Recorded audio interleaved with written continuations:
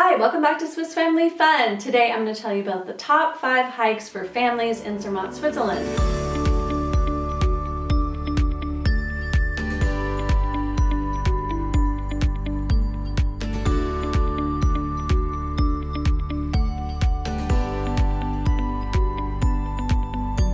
I've previously done a video like this for the Jungfrau Region, and I thought it's about time to do it for Zermatt, which is the other really popular part of Switzerland for tourists and for people that live here. So our family lives in Zurich, Switzerland, and has done since 2005, and we've done 3 hiking trips to Zermatt, Switzerland since we've lived here. So I know a lot about the area. When we were planning these trips, I found it really difficult to find the information and figure out what hikes were really appropriate for our family. So that's what I'm doing here, is giving you the top 5 ones as a starting place if you're a little lost in your planning. So in today's video, I am going to give you a little overview of the Zermatt region, and then I'm going to give you the list of our 5 favorite hikes and show you some video clips from those hikes from our last trip there. And I'll give you some details here in the video, and then I'll link to our website where I have tons of details for all of these hikes and trail maps and really everything that you need. And then at the end of the video, I'll talk a little bit about getting to Zermatt, because it can be a little tricky or different depending on which season you're going and where you're coming from. So if you like what you see here, please subscribe to our channel so you don't miss any upcoming videos, and click that little notification bell, and check out our website to see lots of other hikes in Switzerland that you might want to do. And now let's get to Zermatt. So a quick overview of Zermatt before we get into the list. I mean, you can skip ahead if you want to get to the list, or just go to the website, because you could just read the list probably quicker than you can see it here. But I think it's fun because you can see all the video clips of the different hikes here. Anyway, overview of Zermatt. Here I'm going to show you a panorama hiking map of in summer of the Zermatt area. And what you're going to see is there's 3 main areas. Starting on your right is the Matterhorn Glacier Paradise, and these are cable cars that take you up to the highest point, where you're going to be very close to the Matterhorn, and you're going to be at the glacier, and you can actually ski here in summer. So, they have an observation deck, and there's a lot of amusements, but you're not going to be doing any hiking up there. You can do hiking at lower parts, not all the way at the top, but at the middle stations, and I'll talk about that more later. And then in the middle section, you have the Gorner mountain train. So this is leaving from the center of Zermatt, and it just climbs its way slowly up the mountain to this other really popular and beautiful observation area at the Gorner. And you're going to be looking over at a glacier, the Gorner Glacier, as it makes its way very slowly down the mountain. And you can have these really great views of the Matterhorn, including this really classic one from the Riffelsee. And we're going to get to that in a second. So that's the one in the middle, and then the one on the far left is Sunnegga and Rothorn. And here you take a funicular, which is kind of like an elevator, straight up through the mountain, and then it pops you up, higher up on the mountain, and then you can take other gondolas to get higher up from there. And there's some really nice hiking there. You're a little farther away from the Matterhorn, so it's smaller, but you still have that really classic Matterhorn view. Number 1 on my list is the Riffelsee, and you can hike to a lot of different places. We always hike to Riffelalp. But you can also go to Riffelberg, which is a little bit shorter. But this is the classic hike in Switzerland and the classic hike in Zermatt. If there was only one hike I could do in my time in Switzerland, this would be it. So you start, you can take the Gorner mountain train all the way at the top. I would go to the very top first, to the observation area, and spend, 30-40 minutes up there enjoying the views and looking at the glacier. And then you can go 1 stop down to Rotenboden. All the details are on the website. And then it's a really short walk down to the lake. And hopefully you'll have a clear day where you can see the Matterhorn, and that the water is really clear or calm, so you can get a reflection. We've been there in all sorts of conditions, but definitely this is where you need to take your family pick. So grab a stranger, or set up your tripod, or do your selfie, or whatever you got to do. This is where you need to have the picture of your family, and then you can just relax, because then you can print that out, send it to all your friends, wish you were here, you got your Christmas card done. All right, so from there, a lot of people are going to congregate, but you'll be surprised how many people don't get off the train and walk down to this lake. I'm shocked every time, and it's really a small percentage. And then from there, the trail goes down the mountain. So there'll be a lot of trails peeling off to the right, and we're gonna follow, the one I'm recommending is to Riffelsee, so just follow signs to that. But if you need to do a shorter hike, there's ones that are 2 kilometers, 3 kilometers, that are much easier going to Riffelsee. And at Riffelsee or Riffelsee, you can catch the train and just go the rest of the way down the mountain. So again, it's all on the website, and I show all the different trail options. But the one that we always do, and I did when my son was 3 years old, is go to Riffelsee. And it is amazing. I mean, I'm taking the pictures the whole trail. It's a gorgeous trail. You have the Matterhorn the whole time in view. You gotta do it. Just drop everything, go do this trail. Number 2 on my list is the Matterhorn Glacier Trail, and this is accessed from the Matterhorn Glacier Paradise cable cars that are coming out of Zermatt. You'll get off at one of the middle stations at Trockenersteg and then just head off straight for the Matterhorn. This is a proper trail. It requires steady footing, has a lot of loose rocks, there's a lot of up and downs, so I don't want to scare you away from trail because it's a fantastic trail, but it's proper hiking, so just be prepared. The landscape up there, it feels very different from the other parts of Zermatt. It's super rocky. There's not a lot of plants or grass or anything. There are lots of little ponds or lakes around. It's just, it feels very otherworldly. And the glacier is to your left as you're walking, so you'll see it, and you can walk over to the glacier if you want to and touch the snow. And you're just making your way towards the Matterhorn the whole time till you get pretty close underneath the Matterhorn, and then you head off and then go towards Schwarzsee and make your way down and take a cable car back down to Zermatt. Now, if you were really ambitious, as you head off towards Schwarzsee, there is a trail that leads up to a mountain hut. That is where the people who climb the Matterhorn, that's where they stay overnight and then start their treks from there. That trail looked really sketchy to me because the first part of the trail is on kind of an elevated walkway on the side of the cliffs. And I thought, oh my gosh, I don't know, I want to talk to someone who's done that before I take my kids there. Because for me, it looked really scary. But I know normal people go there who are not mountain climbers. But if you want to stay overnight in that mountain hut, you got to reserve way, way in advance because as you can imagine, it's very, very popular.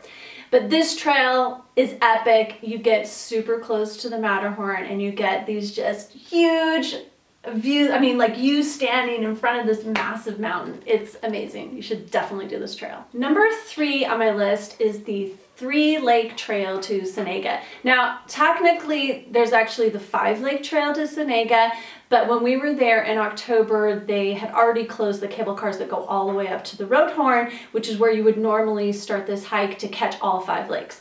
So we did an adaptation of this, and I think actually the shorter version that we did is really good for kids because it has less elevation descent. And the part that's over by the Rothorn, I mean, I definitely want to do that part of the trail, but it looked more barren. And since we were there in fall, you go through some really beautiful forests, and I don't know, I love the trail that we did. So we went up the Gorner train and got off at Riffelsee, and then we hiked around and we caught 2 lakes on the way, walked through a lot of beautiful forests. I mean, fall in Zermatt is glorious. I mean, there are the larch trees that turn bright yellow, these pine trees that turn bright yellow, and then lots of these blueberry bushes that are bright red, and there's so much color. It was so gorgeous. I'm glad that we went at that time of year.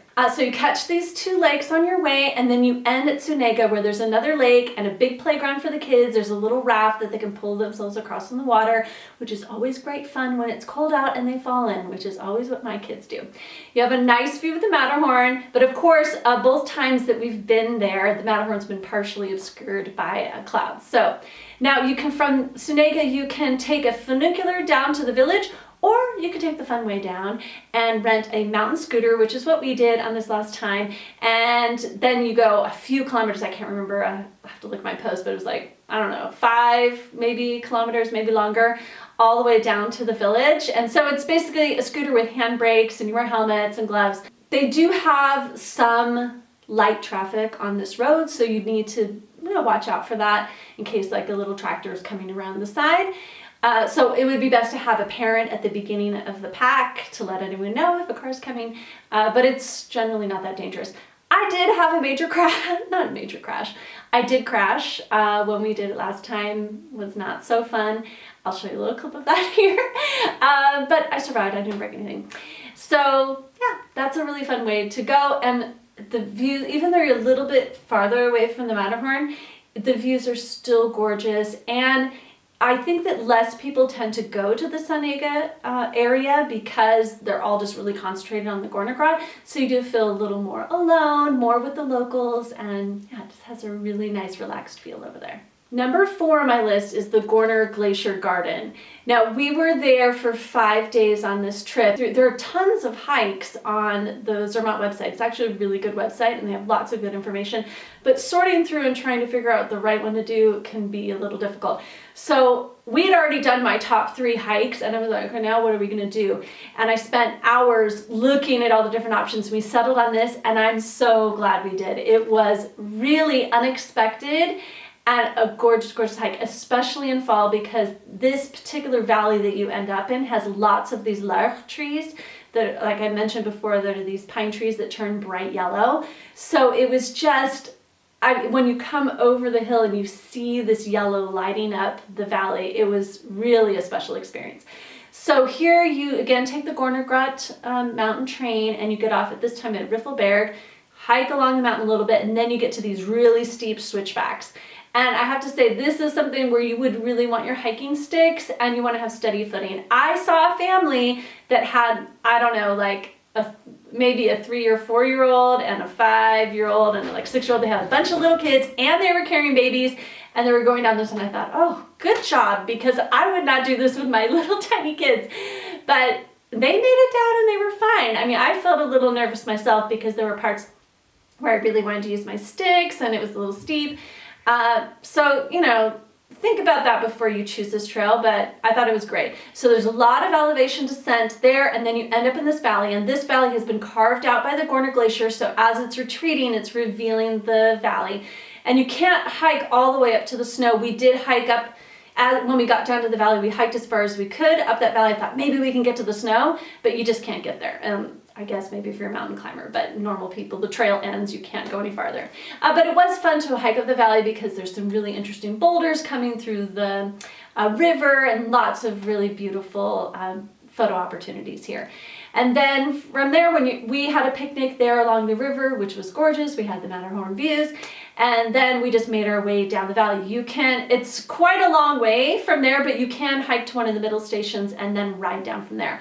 There was a really nice playground that we went through, and that is really popular. A lot of people hike up from Zermatt village up to that playground, so you don't have to take the mountain train if you don't want to. This is one, if you're really on a budget, that you could hike up to this valley instead of riding the train. I mean, it's a longer way and you're going to be hiking a little far.